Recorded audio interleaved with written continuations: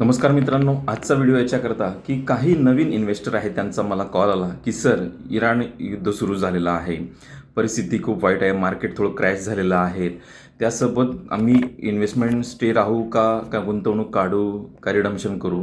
तर मित्रांनो, तुम्हाला एक हा व्हिडिओ याच्यासाठी आहे की अशी परिस्थिती बरेच वेळ येऊन गेलेली आहे, त्यामुळे घाबरण्याचं कारण नाही आहे. आपण पॅनिक होऊ नका. आणि आपण जी इन्व्हेस्टमेंट केली ही लाँग टर्मसाठी केलेली आहे. आपली जी काही गोल आहे, चाइल्ड एज्युकेशन, आपले रिटायरमेंट, त्यासाठी आपण ही इन्व्हेस्टमेंट केलेली आहे.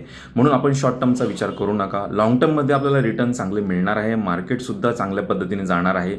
मित्रांनो, असं बरेच वेळा घडलेलं आहे. फॉर एक्झाम्पल 1994मध्ये रिलायन्सचं फायनान्शियल क्रायसिस होते, 2000मध्ये टेक बबल होता, 2004मध्ये BJP इलेक्शन हारले, 2018मध्ये असेल नोटबंदी, 16मध्ये नोटबंदी असेल, त्यानंतर 2008मध्ये जागतिक आर्थिक संकट आलं आहे, आणि 2020मध्ये कोरोना, त्यानंतर 2022मध्ये रशिया युक्रेन युद्ध झालं, त्यानंतर आता 2026मध्ये इराण युद्ध. तर ह्या अशा अनेक घटना घडलेल्या आहेत, परंतु मार्केटने लाँग टर्ममध्ये चांगले रिटर्न दिलेले आहेत. आणि जेव्हा जेव्हा मार्केट खाली आलेलं आहे तेव्हा तेव्हा वरती जाऊन वेगाने जाऊन मार्केटने चांगले रिटर्न दिलेले आहे. म्हणून पॅनिक होण्याची गरज नाही आहे. खूप छान लाँग टर्ममध्ये इन्व्हेस्टमेंट करा. उलट आपण सेल केल्यास काय होईल, आपण जे युनिट्स घेतलेले आहेत ते स्वस्त कोणाला तरी मिळतील, त्याचा फायदा होईल आणि आपले नुकसान होईल.